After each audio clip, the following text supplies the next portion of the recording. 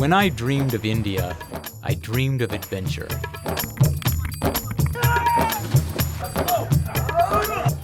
But I also pictured a lot of street hawker hustle, aggressive traffic, and the press of crowds.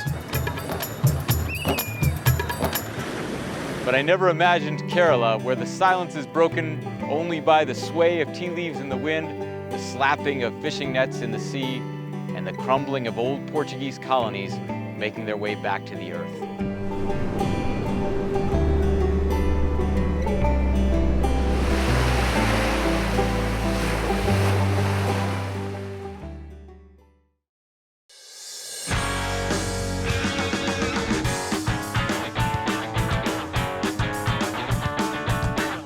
I'm Jonathan Legg. I'm an explorer, a globetrotter on a continual quest for the unusual, exotic, and adventurous side of life. My destination is the core, the very beating heart of a place.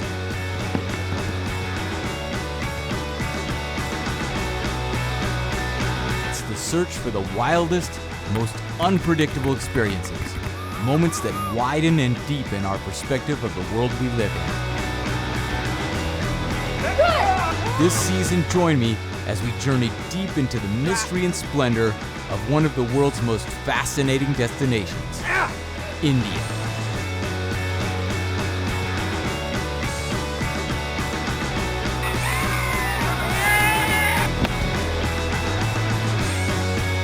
What happens on our journey, I don't know. But one thing I do know is this: we're sticking to the road less traveled.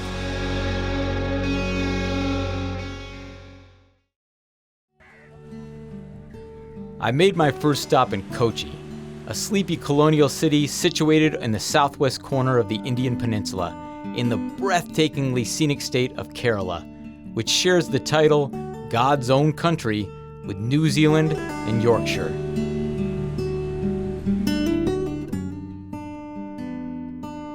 It's a dreamy, lazy place. Time has crept forward very slowly since the Portuguese colonized the area. Their indelible landmarks, mixed with those of the Dutch and the British, can be seen across the Fort Cochin area.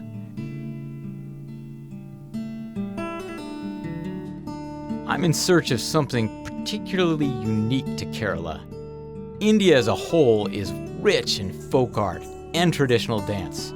There may be well over 100 different kinds of folk dances throughout the Indian states, but something quite special is going on here in Kerala.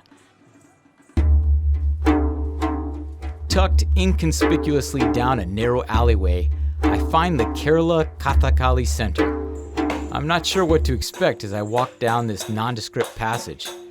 Is this a theater or somebody's house? As I enter the compound, I can definitely feel that I'm in an atmosphere that takes its art very seriously. There's something solemn and sacred in the air. This is no run-of-the-mill community theater stage. There is deep history here. The stage area already has artists on it. However, they don't seem to be performing anything. In fact, one of them is lying flat on his back.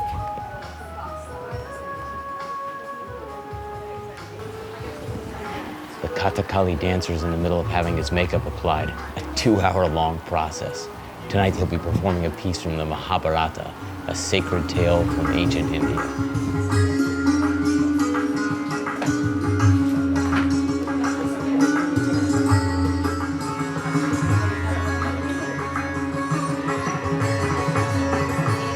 In all performing arts, whether it's dance, TV, film, theater, the application of makeup is a critical part of the process. Now, the audience usually isn't privy to it, but it enhances their experience of what they're watching. However, in Kathakali, the makeup application process is actually part of the show. As you can see, this room is full of people coming just to watch this very intricate, detailed ritual. It appears like the dancers first put on their base makeup and then they turn to a specialist who finalizes the touches. And although I'm not sure yet, I'm willing to bet that the devil's in the details. Just as in the gestures of kabuki, every single gesture means something specific. I'm willing to bet that every single piece of the makeup and the design conveys meaning. I wonder what kind of patience and exactitude is needed not only to endure this kind of makeup, but to apply it on somebody else.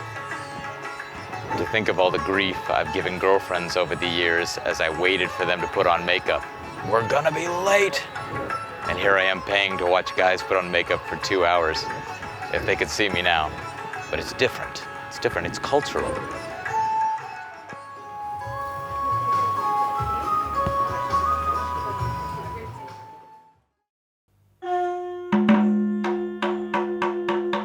Kathakali was born from two older dance forms, Ramanattam and Krishnanattam. The word attam means enactment, so basically they enacted stories from two of the most famous characters in Indian literature, Rama and Krishna. Traditionally, there are over 101 classical Kathakali stories. Hey, same as the Dalmatians.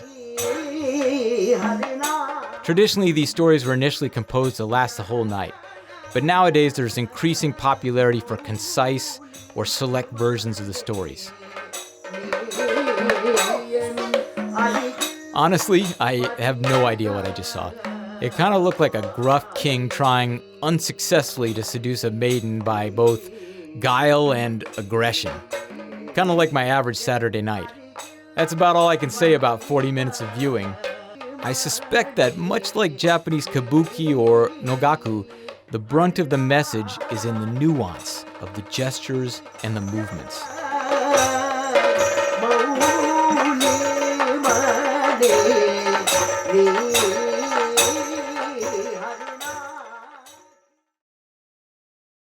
So the next day I meet up with performer and teacher Regu for the inside scoop.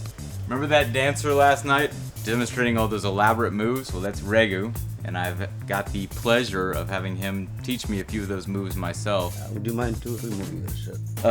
Yeah. Do you have something like you've got? Is it clean? No, not actually. Not actually? Alright, got underwear on this time. Alright. What do you call this? Munda. Munda? Yes. Take off the pants too, right? Yes. Alright. Do you know how to do it? No. Can I help you? Sure, please help me.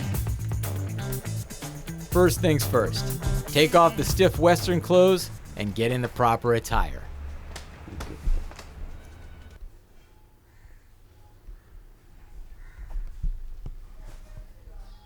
Holy smokes. No, I should have stretched out this morning.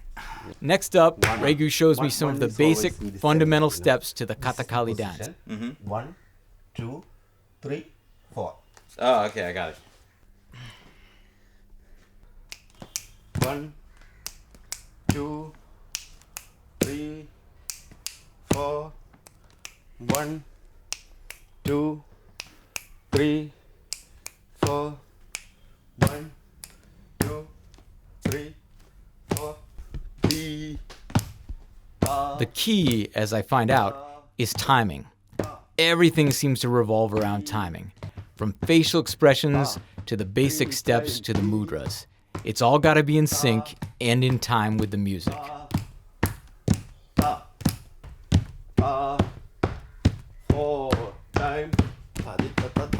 Regu ups the pace.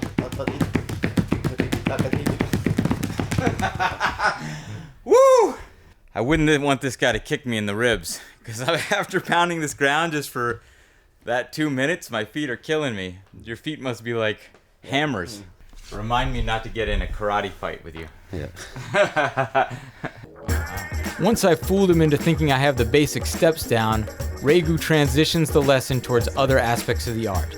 Eye movements, mudras, and expressions.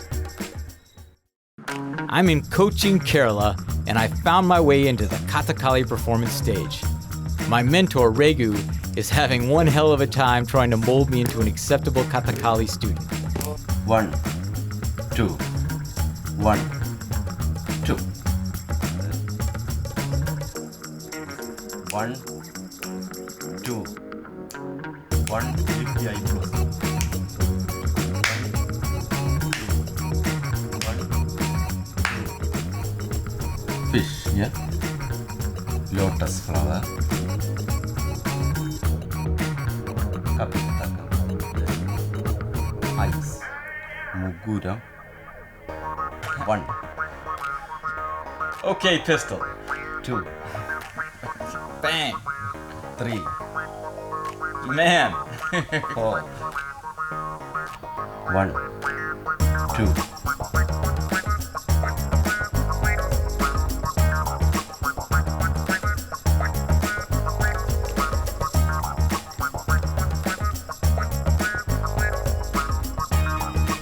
You talking to me? I think you're talking to me. You offended my friend. These facial twitches, which I'm having a hard time mastering, require extreme command of the tiny muscles in your face, being able to isolate those muscles to convey a certain meaning to the audience. It's not your typical angry or sad. It's very elaborate, it's very showy, and very difficult to master. Right. Now that I've got the moves, it's time to get dolled up. Sitting still for hours while strangers apply goop to my face with sticks and brushes isn't my idea of a good time, but reluctantly I agree. If you're gonna act the part, you gotta look the part, right? The dancers instruct me to keep my facial gestures to a minimum and give me a teeny tiny matchstick to scratch any itchy spots.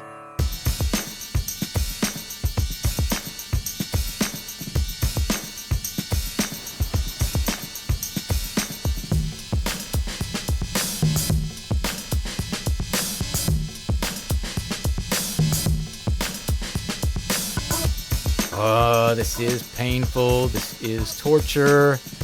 How do women spend even a minute doing this? I keep fantasizing about how I'll exact my revenge on the producer.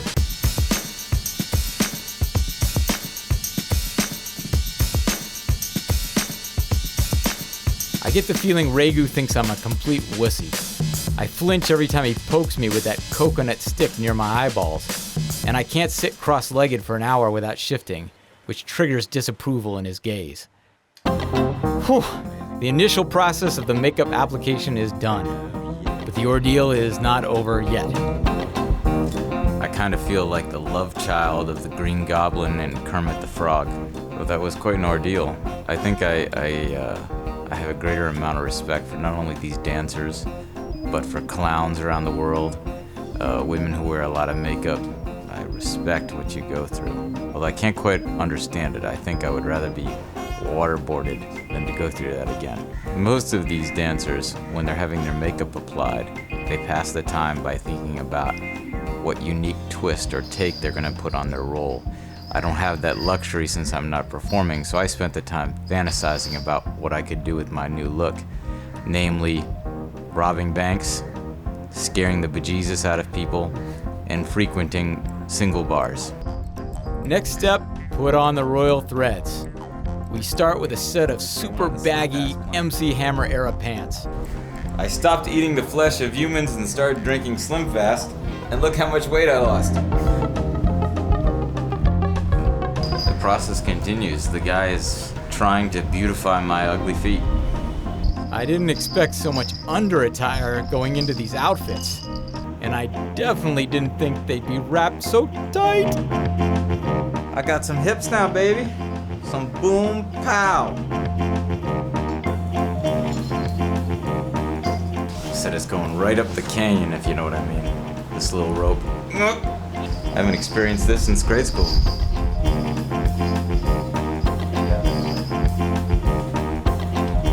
Look, he's working for leverage on this wedgie.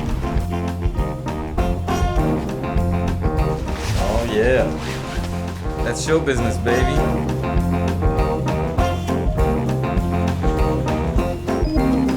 I feel like a woman from the Victorian era putting on that corset under tension and then the wire dress. I gotta go pee. Pee. Going to the bathroom's not an option.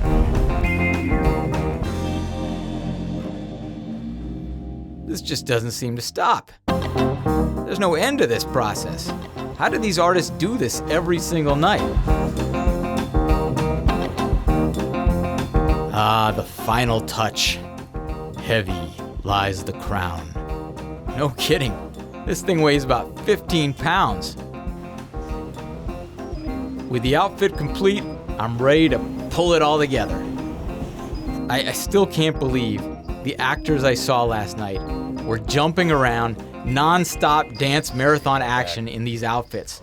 I can barely walk without toppling over. Dun, dun, dun, dun, dun, dun, dun, dun. No wonder why the Victorians seemed so stiff. They were wound up like yarn balls.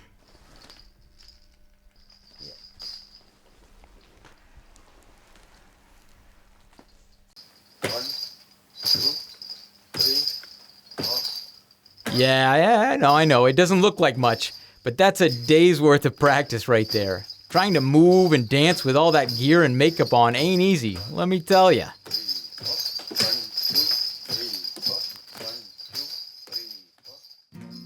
That was the most elaborate, time-consuming, painstaking application of makeup I've ever had. In all the roles I've done, nothing even comes close.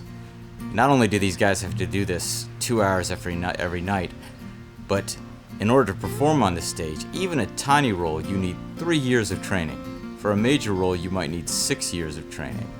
That's because all these mudras, all these combinations of moves, speak a language that you can't talk with your lips in the art form. Physical not only in your body, but physical in your face. In order to convey emotions to the audience, you need to isolate muscles in your face and contract very specific ones. So, respect to you guys. Very difficult job that you have. But your artistry, from what I saw last night, is spot on. It's magnificent.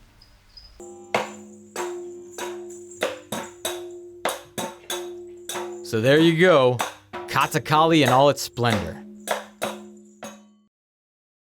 One of the featured landmarks found littered across the coastline of Kerala are these Chinese fishing nets. After a long session of Kathakali makeup and lessons, I've come to the coast to get some fresh air and a closer look at these ancient contraptions, still being used the same way as they were centuries ago. You know, it adds a special twist to your dinner when you're eating in Kochi to know that the fish that you're consuming in curry or on the plate has come from a net designed 700 years ago in China and then brought here to India by the Portuguese. Makes that fish dinner just a little more special knowing all the history behind it.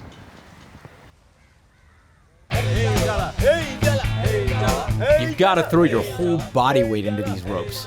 The cadence of the fisherman's song coordinates the effort of the group. But if it weren't for the counterbalance of the stones, we'd never get that big net back up, especially if it's packed with seafood. I feel a little dressed up for this job, like the guy from corporate headquarters doing his Understand Your Fisherman Employees Day and coming off like a big oaf. But damn, does it feel good to get my hands dirty. All right, I'm gonna walk out this way, huh? Okay.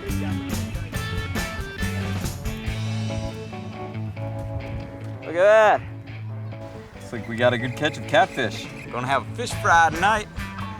So we dropped the net back down into the sea partially. They're a little worried because of the tide going out. The pull of the water is quite strong and it could literally rip this net off of the contraption. And there's the cleanup crew just waiting for a slip of our attention. After Captain James and his crew pull the fish out of the bay, they sell them to these fish markets which line the boulevard. Restaurants in town in turn buy their fish from these markets and sell them to customers like myself. Monsoon season is a difficult time for these fishermen. All the fresh water pouring in from streams and river is pushing out the valuable seafood that these fishermen make their living by catching. So they make most of their living this time of the year by demonstrating their craft to Indian tourists, Europeans, Americans who come in. But don't get me wrong, they still fish, but it's definitely nothing compared to what they're hauling in when it's on season. Still, it's been cool to check out these ancient contraptions.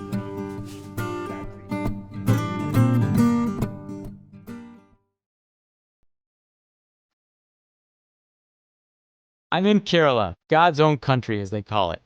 I've read a lot about high elevation tea plantations in Kerala, but tea cultivation, as scenic as it is, sounds a little boring to me. Don't get me wrong, I love a good cup of tea, but why I want to go up high is to get a stellar view.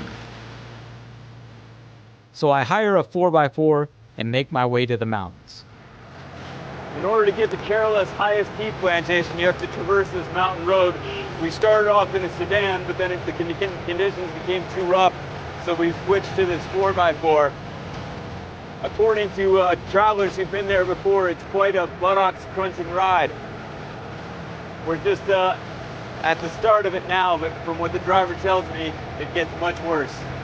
And it does get worse. Your rear end continually jumps off the seat, your spine compresses, and your kidneys get pounded. But the view!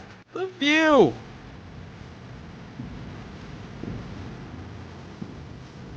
Bump by bump, our Jeep crawls up through lush tea fields and wispy mist. As we pass 7,000 feet, it's no longer fog. These are clouds we're climbing through.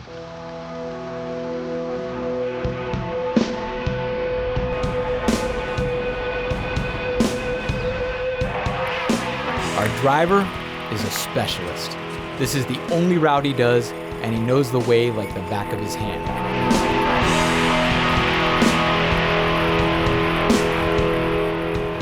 Look at that! Acres and acres of some of the finest tea outside of Darjeeling.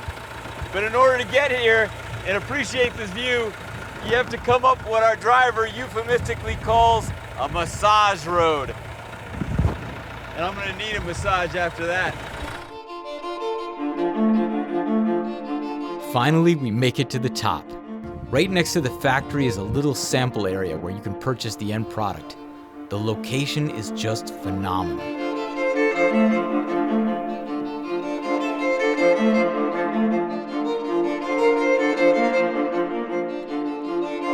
The owners of the plantation offer us a cup of hot milk tea. Great way to unwind after such a torturous ride. Well, it's a heck of a long way to come for tea and crumpets, but for the best leaf in southern India, it's worth it. Very good tea.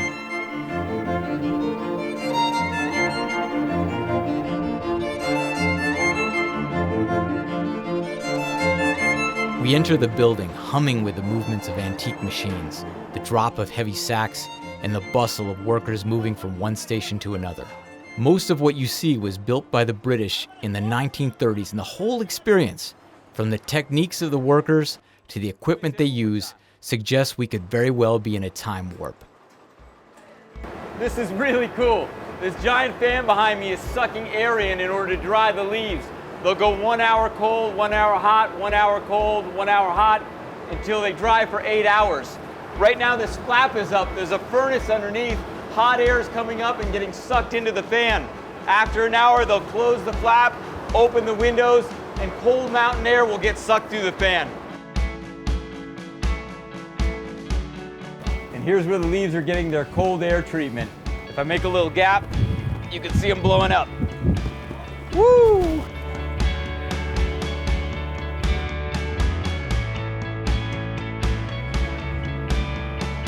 After 8 hours, the leaves look like this.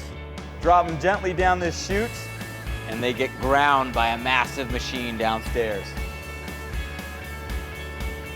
Better not slip. Wow.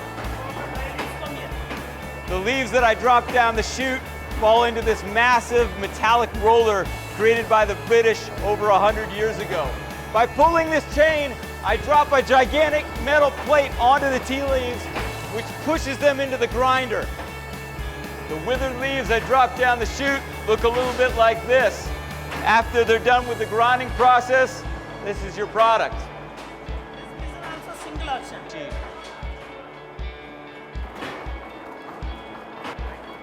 This is pretty cool, being part of an old-fashioned tea plantation right in the middle of the process. Oxidization, referred to as fermentation in the industry, is where the tea gets its signature color. And here's how it happens.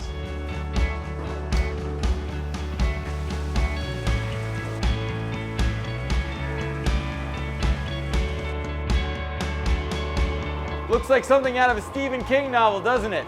This wood burner puts 90-degree heat to the room above me for the initial drying phase and 200-degree heat to the room beside me for the final drying phase. Yeah, I thought it would be a nice touch to shove in this log, but it's making me look bad. Is it just me, or are old wood burners just kind of creepy? Woo! Smoke gets in your eyes. After fermentation, the leaves get their final treatment in this machine, where they'll get 200-degree heat and come out as that final product that's going to get stuffed in your tea bag.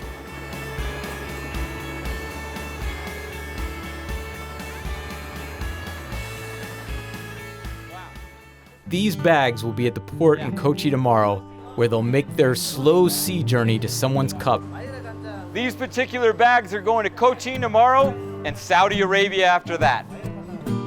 Assalamu alaikum, guys. Guess who made your tea?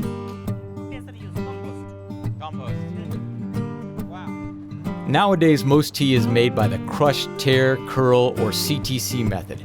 It's all machine-driven, indiscriminately grinding everything into perfect tiny flakes. In one end, out the other. A perfectly proportioned, but ultimately low-quality tea bag every time. The orthodox style that is practiced at this factory is labor-intensive, but naturally more nuanced. The human touch and decision-making resulting in a finer quality product. And this is the oldest orthodox tea plantation in the world. And it's the highest tea plantation in the world. It's 100% organic. Who wants a sip?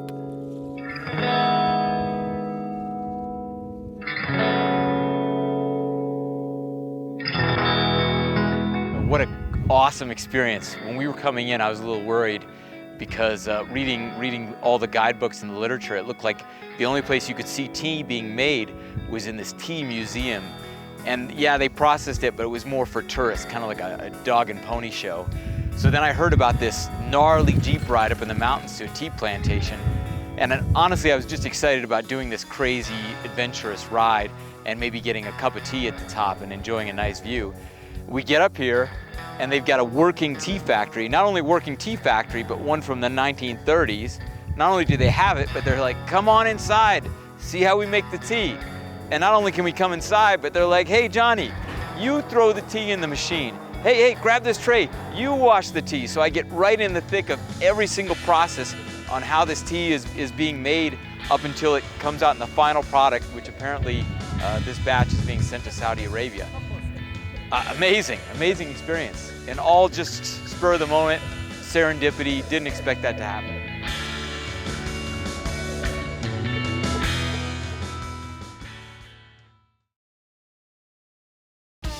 I'm in God's own country, Kerala. I've endured the Kathakali makeup, learned some basic moves, fished for the catch of the day on ancient Chinese fishing net contraptions, and I've endured a bone-shattering ride 8,000 feet up the mountains to learn about period authentic orthodox tea processing. Well, it could be the high altitude or maybe the antioxidants in the tea, but I'm in a good mood. I feel relaxed. I feel like Kerala is definitely one of those places in India where the pace seems to be a little bit slower than normal. And I welcome this change of pace.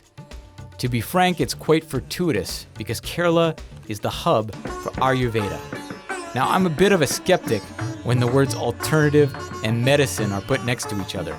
But Ayurveda dates back from the Vedic period in India. There's gotta be something there for it to survive that long, right? And what a better place to try it than Kerala. Ayurveda in Sanskrit means the knowledge of health and long living. It's a traditional form of alternative medicine, native to India, known for using medicinal ingredients only derived from plants.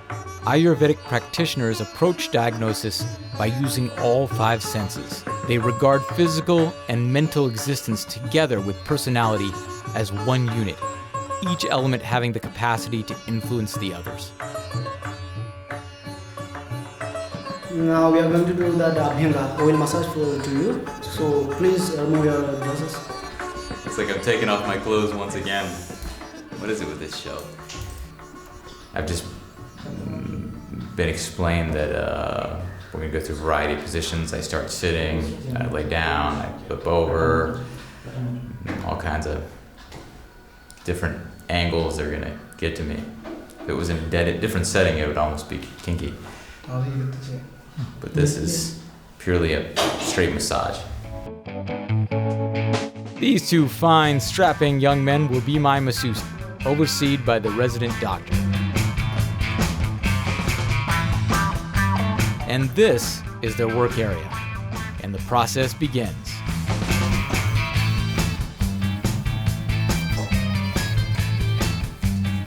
How good would this be after a workout? This would be perfect after a workout. Two strange guys touching me, but I'm relaxed because I'm confident. I said I'm getting a slight finger graze of the jewels on every little passage. This side? Yes. Like that? Okay. Yeah? They really do get the oil in every crack and cranny, if you know what I'm saying. But if you're comfortable with it, it feels great. It takes a certain level of relaxation, comfort, and confidence to allow two strangers to throw you on a hard wooden table and rub you down slick. And another level of acceptance to enjoy it. But little by little, I loosen up and go with the flow. Of everything a travel host gets to do, a lot of it takes a little bit of a toll on your body. Not that I'm complaining. Flying paragliders, riding motorcycles, wrestling guys down by the riverbank of the Ganges. So every now and then it's good to get a little treat, like having a full body oil massage. Tradition dating back thousands of years. Really can't complain.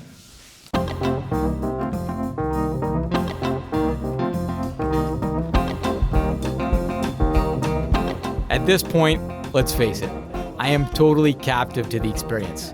Getting up to fight or flee would just be a complete comedy show. As soon as that first foot hit the ground, I'd be ass over tea kettle.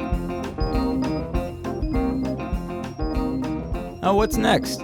Oh, yeah, more oil. My car would be quite jealous right now. It hasn't seen oil this clean since I drove it off the lot.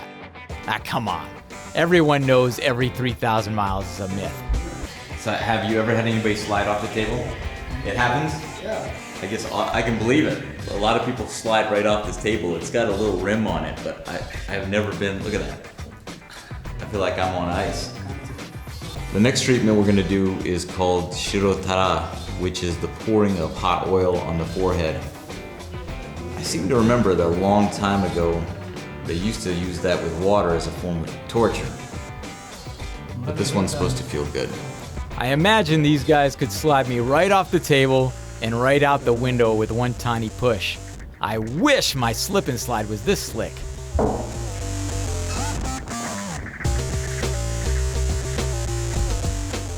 So the hot oil on the head technique is good for hair loss, dandruff, headaches, memory loss, hair texture. I need more oil. Why have lukewarm oil all over your body when you can have hot oil all over your body? They moved me to this steam bath kind of contraption. Man, does this feel old-timey.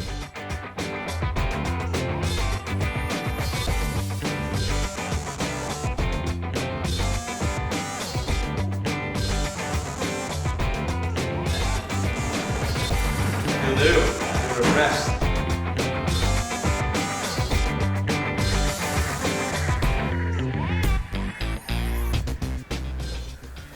Wow, that was quite an experience. Now, I'm not a frou-frou guy at all. You won't catch me dead in a spa, and I'm the biggest cynic when it comes to alternative medicines. But we're talking about a therapy here that's about 6,000 years old. Not quite as good as getting an oil massage from your lover, but for the price, for the history, for the sensation, and for the health benefits, it's something you gotta try.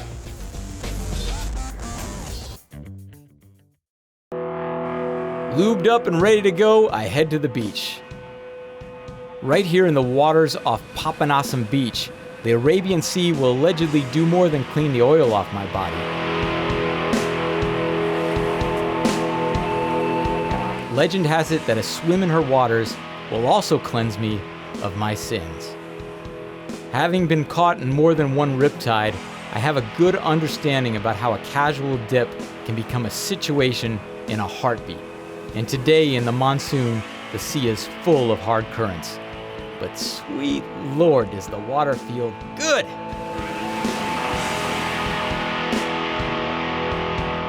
Every country has their Venice. In France, it's Annecy. In Brazil, it's Recife. And in India, it's Aleppi, on the southern coast of Kerala. The backwaters offer a glimpse into the simple rural life of fishing and farming communities, afford weary travelers a stretch of relaxation on ubiquitous houseboats, and they also host Kerala's oldest and fiercest competition.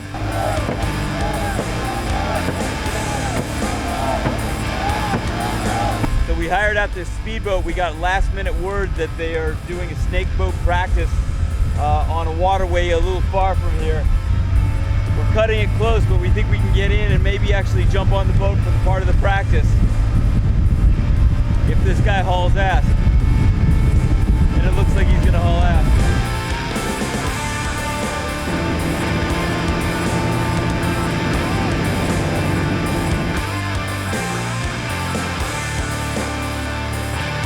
If you're in Aleppi, India, which by the way is called the Venice of India, around July, and you search around the backwaters, you might get lucky and get to see one of these snake boat teams practicing. Right now we have the Jesus Boat Club practicing. They've just won a small regional competition and they're gearing up for the big one in the second week of August, which was started by the first Prime Minister of India, Nehru. When he saw one of these boats, he was so impressed that it pulled up beside his speedboat that he jumped onto it and later wrote a certificate, some little award for the boat. And it started off this huge competition that now all these guys are practicing and practicing in order to win this trophy that Nehru started years ago.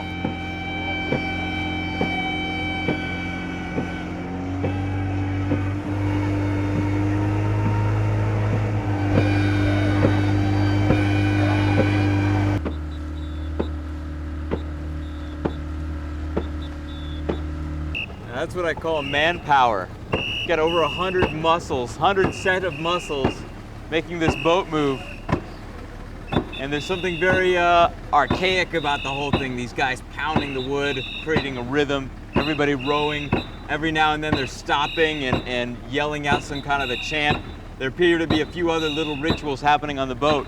Horns blowing, certain rhythmic movements, guys slapping each other on the back at a certain time.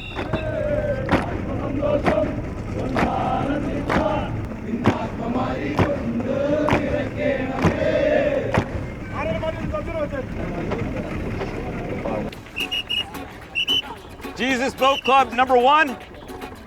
Number one. Nice. Ah, so close, but so far away. Doesn't anybody have a cramp? Come on, put me in, coach. I can do it. Seems like these guys are all business. I'm trying to throw myself into the lineup, but it's looking improbable. I'm jonesing to get on this boat. Certainly somebody needs a break. I've been warming up my shoulders all morning for this. Strong! You must get hot doing this. A bunch of guys are jumping in the water. I'm hoping one of them's gonna come down with a shoulder cramp or pull his back or something. No ill will, but I'm just jonesing to get on this boat myself. It's very hot, huh? Very difficult. Yeah. Well, it looks like these guys are all done. They're jumping in the river to cool off, hanging up their wet shirts, grabbing lunch. Really hoping to get on the boat. Tried every sort of angle, charm, money, pathos, ethos, logos. Nothing seemed to work. But you know, we woke up this morning with no expectations. We found out about this, got to see these guys in action. And I guess that's the key to having a good time. You don't expect anything, you're happy with what you got. And we had a good time watching these guys and being part of their practice. It turns out that the Jesus Boat Club guys had good reason for not letting the lanky foreigner disrupt their practice cycle. When Nehru got involved with this old tradition, the prize and the pride associated with this event went from the local to the national level. As we found out later when the production was wrapped, these guys, with their no fooling around training, won the snake boat race. I guess Jesus Boat Club was number one.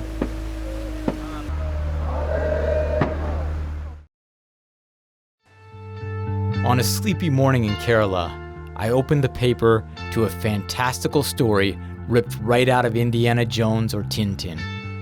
A cursed tomb has been found with countless treasures inside. 5 chambers have been opened, and the last has yet to be cracked. And here's the kicker, it's just a few hours away. We're on our way to Padmanabha Swami Temple. Everybody's been telling me there's no way in hell you're gonna get in the temple, much less a stone's throw away. As soon as that treasure was discovered, the government of India sent a crack team of security forces to surround the temple, and it's sealed up like Fort Knox right now, but let's see what we can do.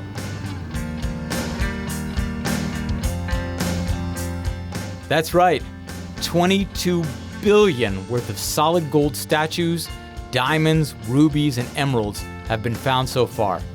The city wants to keep going, but the Travancore family, who has safeguarded the site for generations, says a curse will be unleashed. A rumor fueled by the carving of a serpent on the stone doors of the final crypt. And here's where the story takes a spooky twist. The main lawyer, who was an advocate for opening the tombs, just dropped dead.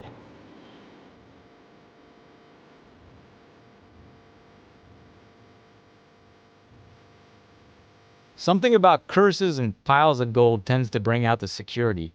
This place is sealed up tighter than a drum. Well, there's no approach like a direct approach. It's not easy filming here, so our cameraman pretends like he's left his camera off and catches me as the tourist police approaches to have a word. So you can't tell me any information though? It's prohibited? Yeah. No, not even a little detail? No details? It's a mystery. Can you tell me one thing? Did they open the 6th tomb? Yes. They opened it? No. They didn't? Only 5. Only 5? One more. One more? They're going to open it? I don't know. No. Hard as I try, I'm not getting in. I think I'll have to settle for the bleacher seats for this show. I speak with some of the locals to see what they think about this $22 billion cursed tomb situation. No, nobody has seen it. Only the 7 people who were authorized by the Supreme Court to open the doors, to collect and to documentize the whole findings, only those people know. And they will directly report to our highest court, the Supreme Court of India. The only thing belief is that if somebody will try to disturb that, doom will come. So 6th ballot, it contains a photo, it contains the image of cobra. So it is believed that cobra is protecting the hidden wealth in this and is not advisable to disturb. Cursed tombs or not, my time in Kerala has been quite the journey.